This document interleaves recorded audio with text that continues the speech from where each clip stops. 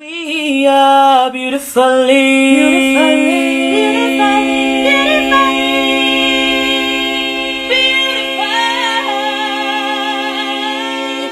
melanated. Welcome to the Beauty Melanated podcast. I'm your host, Sarah, and I'm here with my co-hosts. I'm Karen. Okay, welcome to another episode. So, this week we are talking all things music. But before I get into the topic, my little segment on what's impressed me this week in the world. Well, it has to be the pomp and circumstance around the Queen's funeral. And in particular, how children of immigrants or those of us from the Commonwealth are being forced to grieve, even if we don't feel like grieving. It is seen as disrespectful to say, I'm not grieving, or actually, the Empire did my ancestors a lot of harm, so I'm not going to grieve for the Queen. So I don't know if you felt any of that, but that's what jumped out at me this week. So quick check-in. Karen, Sarah, are you grieving? Do you feel any sense of loss? I'm not grieving for the Queen. I don't feel any sense of loss. I actually spoke to my dad about this a couple of days ago because people obviously were queuing around the block, and I said I just don't understand why people would queue around for a lady they never knew. Even though it's sad that an elderly person has died, they didn't know her. So, but he said, some people are very passionate about the Queen. She's done this, that, and the other. So I thought, you know what? Each to his own. If you're passionate about the Queen, you want to queue up for hours, that's go for it. But I won't be grieving. No. So yeah. But if you want to grieve, then that's your prerogative, I guess. Yeah. I think for me, I am not grieving for the Queen per se, because the history of the monarchy is a negative one for my family, and for lots of other members of the Commonwealth.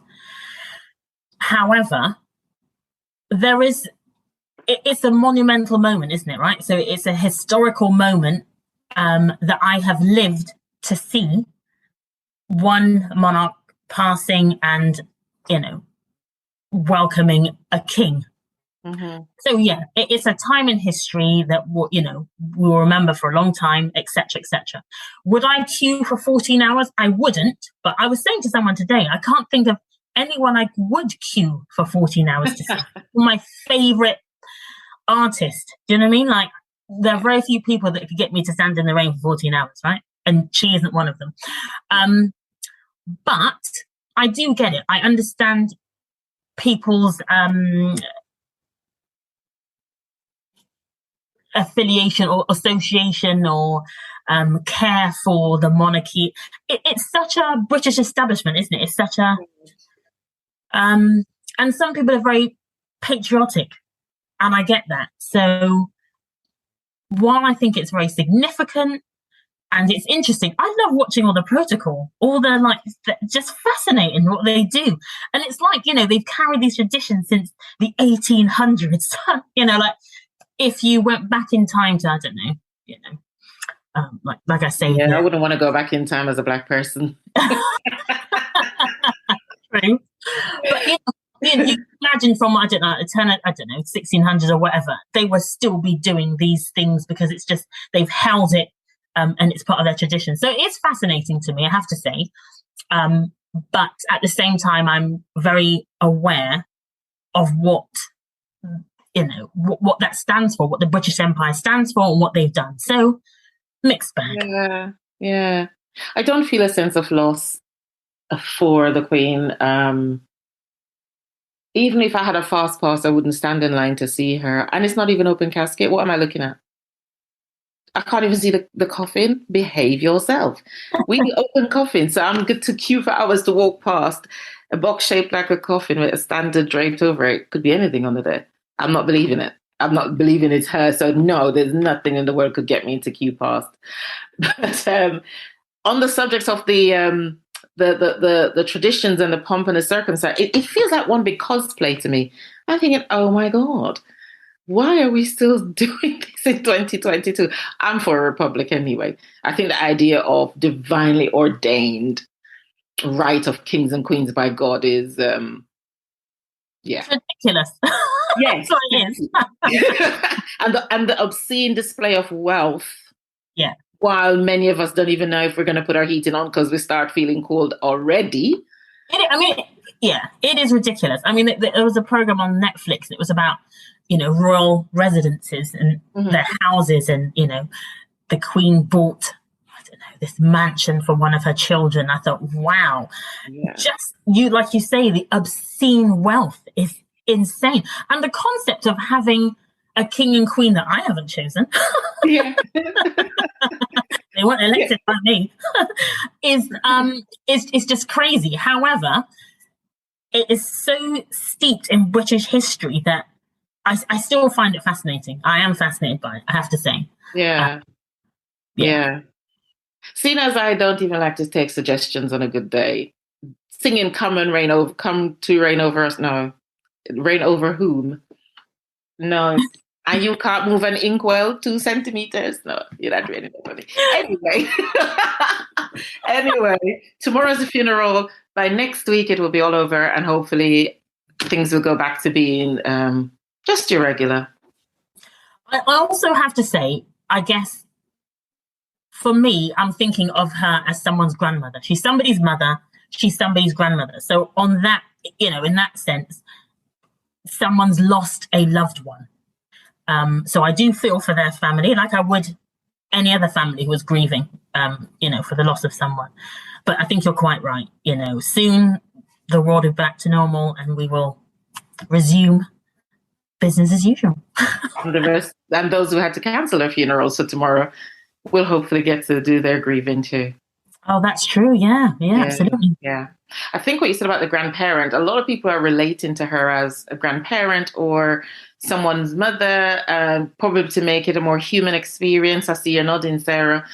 But she doesn't really feel like a grandmother figure to me. And I think that's us projecting our own feelings about our own grandparents and elderly parents onto the Queen. You're right. She would never play in that role for me.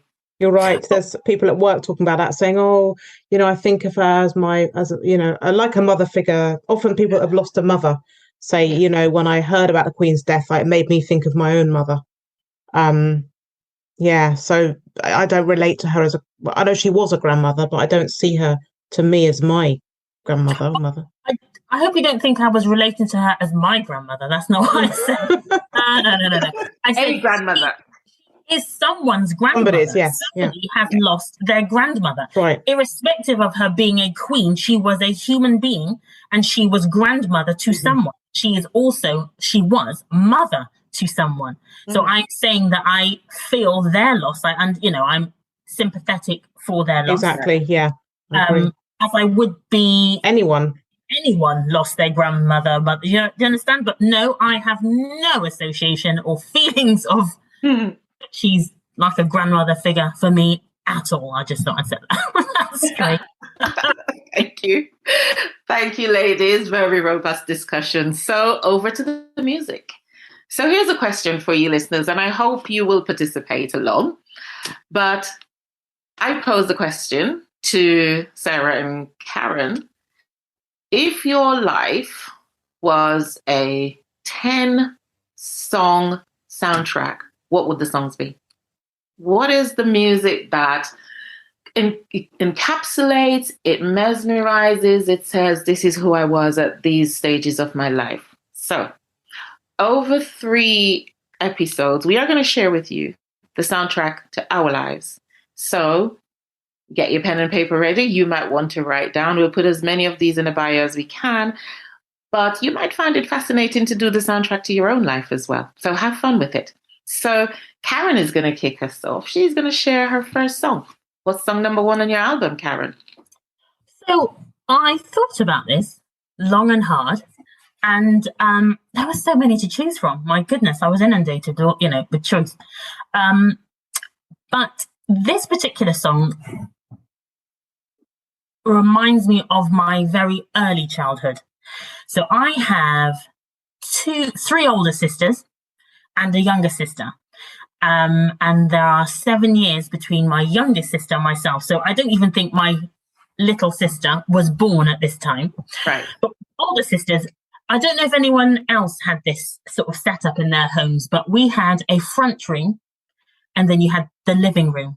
I don't know if you remember that, because you didn't grow up here, did you? No, it was one and the same. The front room is the living room. Not sure if Sarah might. Yeah, I had that. I had the front room and then living room. Yeah, yeah. That's right. The front room was only Christmas. We used to look like Christmas. Absolutely. Dining room as well. That's it. You went into the front room very, very seldomly. Yes, that's right. For visiting or something, it was like, you know. Otherwise, the heating was turned off in there. Exactly. There was no heating because no one ever went in. That's right, yeah.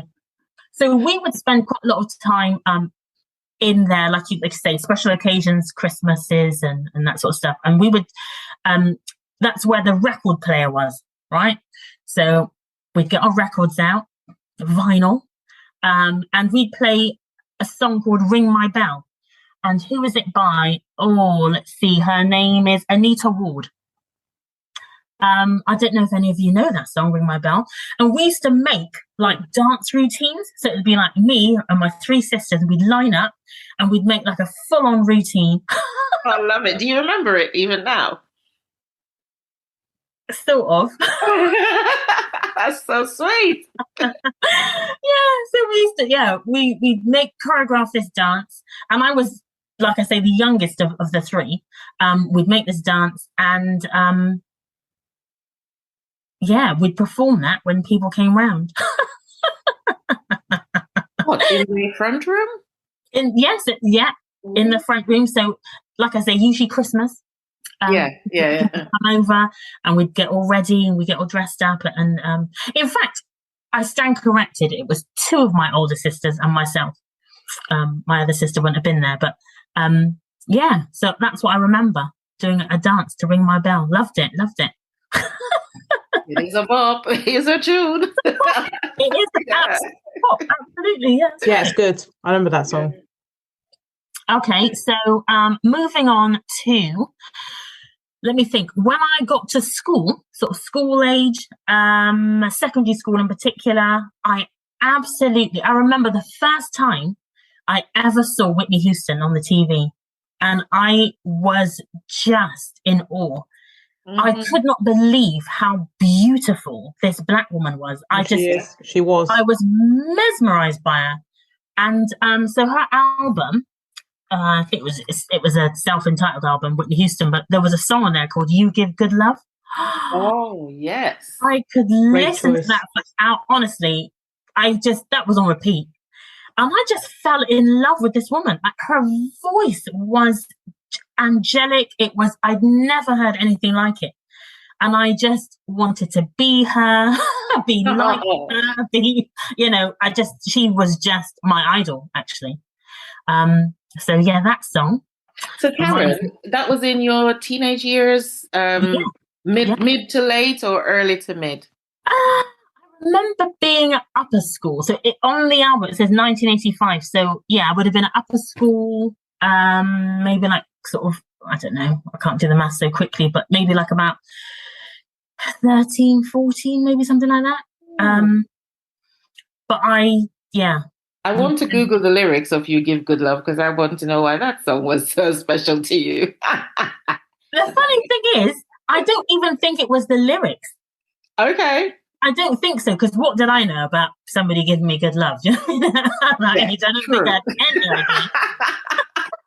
But I don't think it was the meaning so much.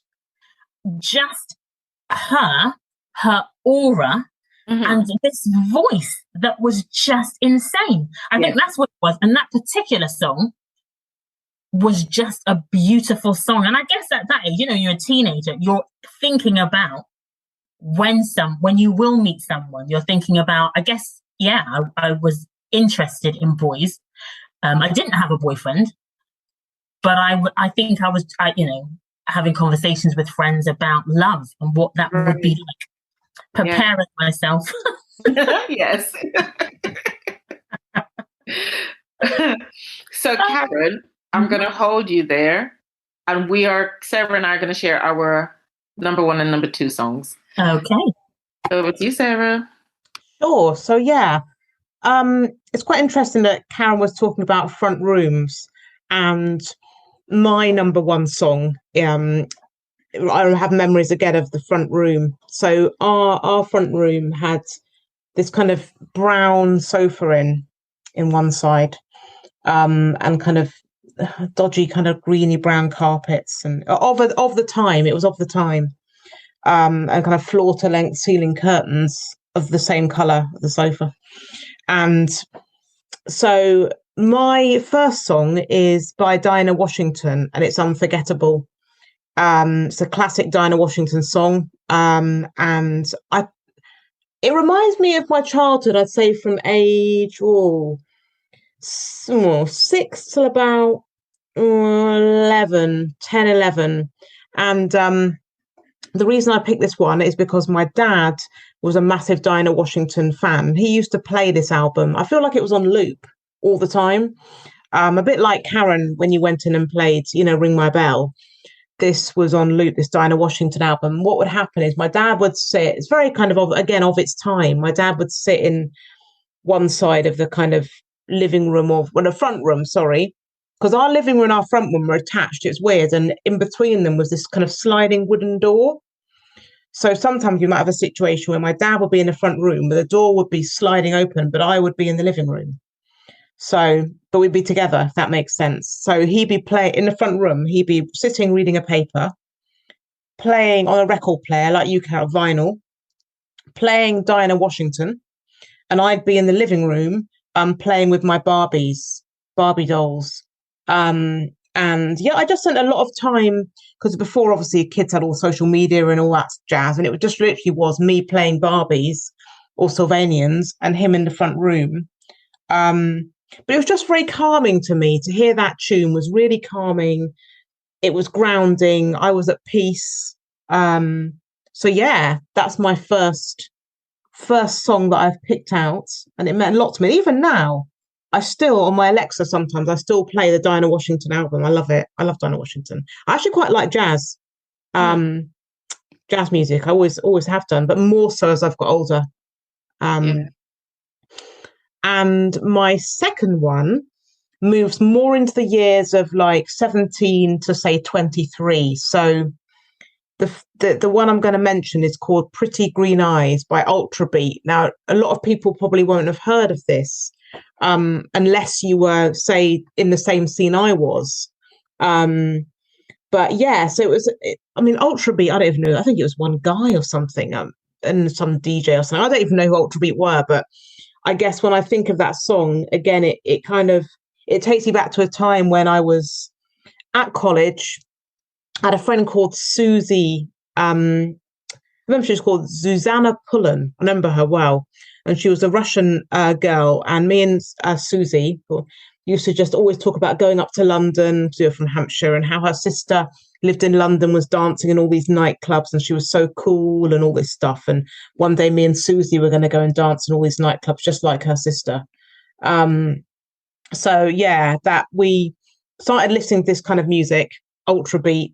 And yeah, so yeah, it kind of started me off my clubbing journey, because later on after that, I actually did move up to London and go out clubbing. But it was kind of a bit like you, Karen. You were kind of thinking, what would it be like if I did meet somebody in the future? And I was thinking, what would it be like if I did actually go to a nightclub, if I actually was dancing to this music in a club? It would be so exciting. I was only young, So yeah, that's my 2 songs. Kay, how about you? Before I tell you my 2 songs, can I just check for both or either of you, was there plastic on the furniture in the front room?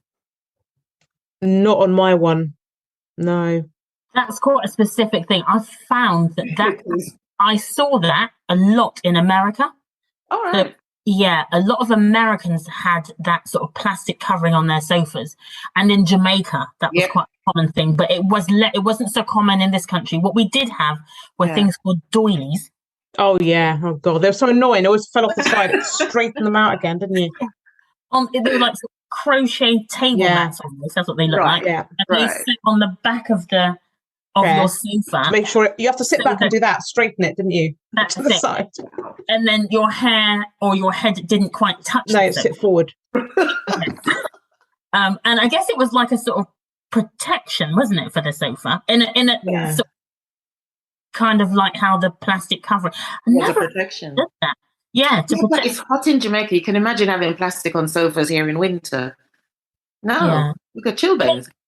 But also, when you sit on it, it just made such awful noise. It was just so uncomfortable. And then you stick to it when you want to get up. Yeah, just stuck to it. But it meant your sofa lasted forever.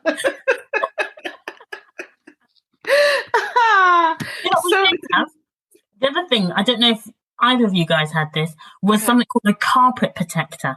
No. Now, how do you protect carpet? Oh, I've seen those. What you do, you get a bit of plastic. Yep. It's like it's a runner, isn't it? It's a runner. Yeah. A plastic runner that ran the length of the hallway. And it was my job to polish and shine that on a Saturday. Can you imagine? I cannot imagine. I thought it was plastic. How do you polish and shine plastic? With a cloth and polish, Karen. Oh. All right. Wow. We can slide like an ice rink, Karen. Yeah. Yeah, you could see a face in it, and then I'd put my socks on and slide on it. Yeah. Slide. That is a brilliant piece of nostalgia. Memories. So I was born to Christian parents, so it stands to reason my first song will be a gospel song. God Made You Special by Denise Williams. I don't know if you've ever heard it. Beautiful, beautiful song. And I've chosen this because I actually don't have any pictures of myself as a child, but everybody tells me how beautiful I was. Yeah, they were right. And how prodigious I was. So I was kind of this little child genius. So for me, that felt really special. So yeah, God Made You Special. That's my first. And I think that honors the Christian environment I was brought up in. My second one ties into the first one. I'm going all the way. Sound of Blackness. Now, come on. Do you know Sound of Blackness, Karen? I love Sound of Blackness. Sound of Blackness. Yes. That was my album that I rinsed until it was gone. Yeah. But all the way, I'm going all the way. Don't even try to turn me around. Oh, yes, I'm going all the way. And that was my attitude in school. From primary school, I was so focused, loved academics. So, yeah, I just tuned every noise out because I was determined to get the highest grade in everything. You know, that's really interesting you say that, because actually, I still see you as that person now. I think that you are... Yeah, because you're very well read, you're very articulate, you're very academic. You've had several careers that you've studied for different professions. So yeah, I still see that in you. That's obviously stayed with you, and that's really shaped and formed who you are. Interesting. I'm glad you see it, because I wasn't sure if that was still obvious. No, that comes across. Yeah, definitely. It's a banger, Sarah. You probably will enjoy it if you put it on. I'll have a listen. Yeah, I'll have a listen, definitely. I've heard of it, but I don't think I've listened to it. I might have, but I'll have a look. So those are my first two. So song number 3, Karen, then Sarah. Okay, so this song is by Anita Baker. It's called No One in the World. I could have chosen anything from her album, really, that particular album. Loved it. So this album is significant to me because I got my first job. I was at college, but I had a Saturday job. And with my first earnings, I purchased this album.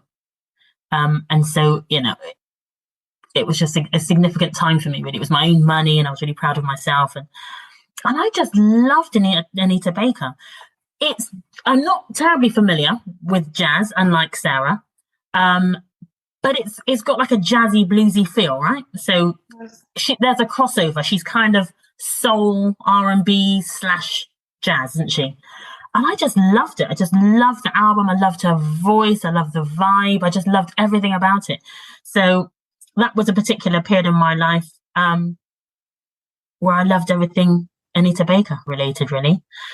And I think it kind of shaped the kind of person I wanted to be. It was kind of like sophisticated music, I guess. Yes. Oh, Yeah.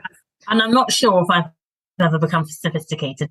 Definitely. You can be, definitely, very. But yeah, I guess I just aspired to, I don't know, just what that, the vibe that music kind of created for me.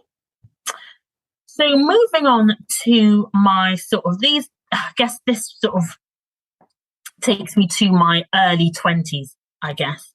So this group they were called Intro. Slightly more obscure, maybe not so many people have heard of them. But this is R&B, this is R&B territory. I love my R&B. You know Intro? No, Not familiar. Okay. Wow. I'll have to send that to you. But I love the album, love the heart, and it was, like I say, it's my early 20s, so I'm in my prime as far as I'm concerned.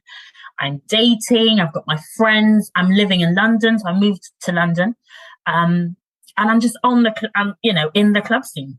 This is, this is my time, and I loved a good slow dance. I'm good at a good slow dance, actually, if I may say so myself. Oh, like slow. One like, inch at a slow, time. like we're not moving slow. Wow. Yeah. I need a demo. I've never danced like that. I was a Christian girl. Oh, you were a good girl. You were good. Oh, well, I'll teach you a few things, okay? Yeah. So yeah, this reminds me of that period of time. I remember being in London and going to parties, and then after parties when they used to put bin liners up at the windows to block out the light. And I'd be in, I don't know, like some sort of house party till, I don't know, way into the afternoon. And this was the kind of music they played. Interestingly, though, growing up, my household was a reggae household because obviously my parents were Jamaican. So my dad had a sound system, like I mentioned before. And so we played a lot of reggae in the house. And I don't know what it was, but I just took to soul music. And I was a bit of an anomaly in my household, really. But I just loved soul. So my love of soul continues, soul and R&B. And that album really does encapsulate, that time for me.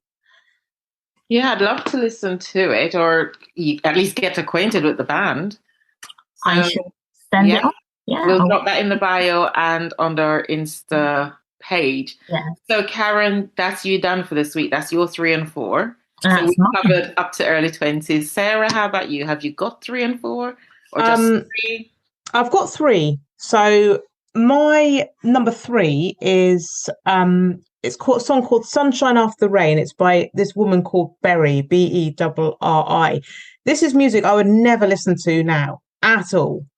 But it reminds me of being, I'd say, what age did I come to London? 18. So about 21. 2021 now.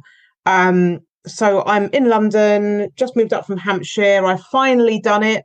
Susie, I no longer talk to Susanna. But this time, what has changed is I started going clubbing and actually hearing this song out in the clubs. And I guess living, the fantasy of being in a nightclub. I got quite heavily into the hard house scene. And this will be kind of like a warm-up song. So it was all very sociable for me. We'd go around someone's house, someone would come around my house. I lived in a lot of kind of shared houses with other young people. I was an estate agent at the time. I was just living my best life. And this will be a kind of song that will be played at someone's house when we were having like pre-drinks and stuff like that. It was a very kind of hedonistic time for me, because around that kind of time is when I would fly off to Ibiza and stuff like that. A lot of my friends worked in Ibiza over summer. I unfortunately didn't. It's something I really wanted to do, actually. I should have done it, but I didn't. But I went out to visit them for maybe 3 days or something. And then we'll come back and work, because it was the time I could literally get off a plane, get in my car and drive to work, because I didn't need sleep because I was young. Now it would kill me. But yeah. it was all about berry, sunshine after the rain, and I was just free. I wasn't living with my parents anymore. I had a job that paid okay. I had a little shed, in a shared house with some cool people. Um, I just could really be me. I was in London. It was multicultural. I was no longer in the countryside. So yeah, it kind of reminds me of just being free and being young and just having fun with just nothing else to think about but having fun. So yeah, that was yeah, quite an important song, quite a pivotal song for me. Would I listen to it now? No way in hell. You wouldn't, But because no. well, we're going to listen to it now. Yeah, you can listen to it either. Yeah, it's Pretty Green Eyes. I probably would, but Berry Sunshine of maybe, but it wouldn't be one that I'd ask Alexa to play. It just isn't. Nah, but it's nostalgic. I guess it does remind me of those times, and yeah. So that's my number 3. Lovely. So my number 3 is a bit of a non-church song. So being in the Christian background, I didn't get a lot of chance to listen to secular music because it was considered sinful. So imagine when I heard the sound of Bob Marley and was like, whoa, okay. Loved my neighbors for their loud sessions.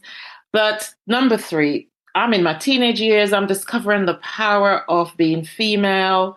I've grown out of my penis envy, I think, by then. Maybe not. But I certainly was enjoying the attention from boys. And so, Could You Be Loved, Bob Marley, that's literally my whole teenage years. It was all about the boys. It was all about flirting, discovering my womanly wiles. I loved it. So I basically pursued love from I was in high school through university first time around. I had a blast. Just like Sarah had in those years where it was freedom, it was partying, it was being my friend. That was me. Loving love, enjoying flirting, enjoying getting to know what I like, enjoying kissing boys. Delightful. So that's my number 3. That's such a classic as well, that song. I mean, that is just such a classic, isn't it? Yes. Even my daughter bops to it. She's like, what a song. Yeah. You put that on, everybody's dancing to it, aren't they? Exactly. Definitely. Yeah. And even thinking about I'm smiling because it was just a time full of love. You can hear it when you talked about it instantly. You can hear it, can't you, playing in your head? So. Yeah, that's true. Yeah, absolutely. So you don't have a number 4 today, Sarah. I do. So I'm going to run with it. Don't laugh. So I've come out of that love period. And number 4, so I'm now married at 21. Okay. So this is where I'm finishing for this week. So I got married at 21. And I would say from my 20s up to maybe 26, up to 26 when my son was born, the song will have to be Jill Scott, You Don't Know Nothing About Love. Love Jill Scott. Love Jill Scott. Love Jill Scott. I thought I knew everything there was to know about love. I knew nothing. Yeah. Yeah. You don't know. Even that intro beat has got me going, yes, stop everything. Yeah, so that's my number 4. Could you be loved? Well, yeah, but you don't know nothing about it. Why do you say that? You don't know, you didn't know anything about love? Tell me a little bit more about that. Love to me back then was conditional and transactional. It was you do this and I love you. You don't do this, then I won't love you. Is it not? No. Still, that's why I set up to 26, because when I had my son, I had a whole different experience of love that was unconditional, lay in the road and die for this boy. That's when I realized what love is. So therefore now, if it's conditional and transactional, my husband and I in our early 20s, we had quite a tussle for power, because I think he had the same attitude that love is something that it's a feeling, you're supposed to meet all my needs. In fact, no, Karen, you're supposed to anticipate my needs before I even know I have them and meet them. And if it didn't go that way, then you didn't love me. That's not love. That's something your mom and dad do. That's maternal reverie. But I was sold it as love because God is love and all the church teachings on love. So yeah, I thought love would be, I mean, God sent his son to die for me. That's a transaction, right? So you need to be willing to do something for me. I didn't like that. Conditional and transactional. No, it's not love. It's really interesting. Do you know, I think we need to do another, podcast or episode on love, because it's just such an interesting topic. And it's just, Yeah, it's agreed. vast. We could talk about this forever. Because Agreed. I think for me, the love I have for my children is completely without condition, right? But in a relationship, romantic love for me is not, it's not fair. I can still love without conditions, but Right. to have a relationship, that's where the conditions come in. And I think they're not the same thing. So does the love change to meet the conditions? I think the love remains. It's just that if you're in a relationship, it is transactional. That's right. I agree. But the feeling of love itself doesn't change. I cannot be in a relationship and still love, can I? And I can be in a relationship and I can love, but there are conditions to my love, not really to the love. The love will remain, but it is transactional, like you say. And I think people confuse relationships with love. They are not necessarily synonymous. And that's what I was thinking then, Karen. So in my teens, when I thought boys chasing me, adoration and compliments and getting attention everywhere I went, I thought that was love. Well, no, that's what you said. That's adoration. That's flattering. It's all those things. That's what it is. So then I thought my husband would do that. Well, it doesn't mean that that's just, you're talking about an experience. So unfortunately, in that situation, your husband didn't. Doesn't mean a husband wouldn't, or that you couldn't. True. Yeah. Just he didn't meet what you needed.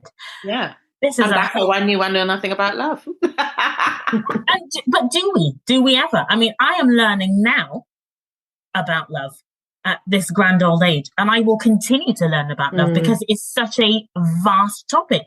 Love is not one thing, and I think sometimes we think of it as a singular thing.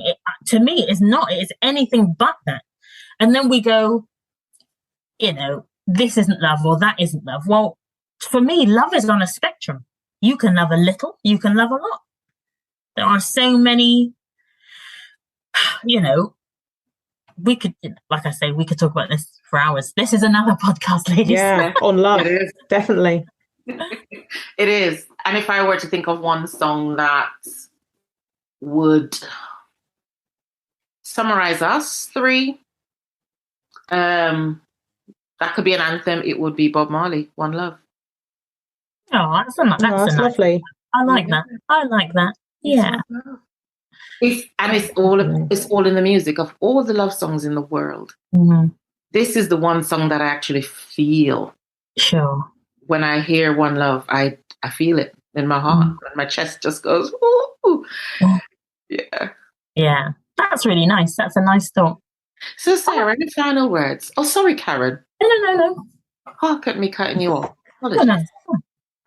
Final words are, I'm just looking forward to actually coming into when we say our next songs, because it brings me into my kind of mid-20s. I've got lots to say about why I picked those songs, but I just think it's a really interesting, idea, doing the soundtrack of your life. And like Kay said in the beginning, to try and think of listeners to try and think about maybe your soundtrack to your lives.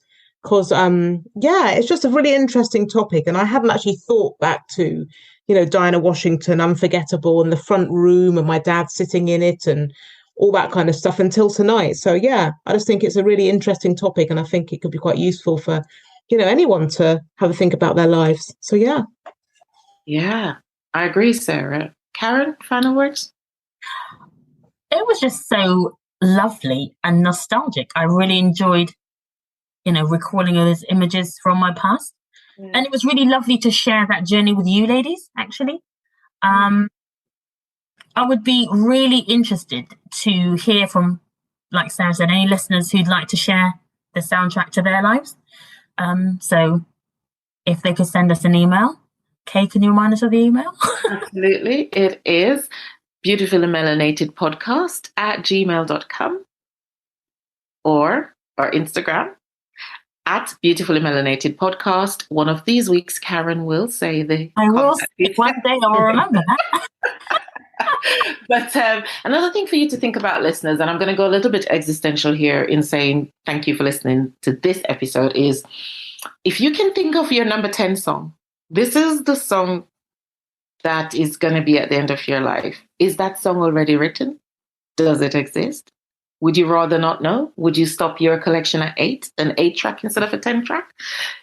Deep thinking about our lives this week. We are watching something existential happening as well, aren't we? With the Queen passing. So it brings us to reflection on ourselves. And I don't know what her soundtrack to her life would be, but for us to start to think about the real meaning of life and how music fills those gaps. So thank you for listening. Have a lovely week. Bye. Bye. We are beautifully.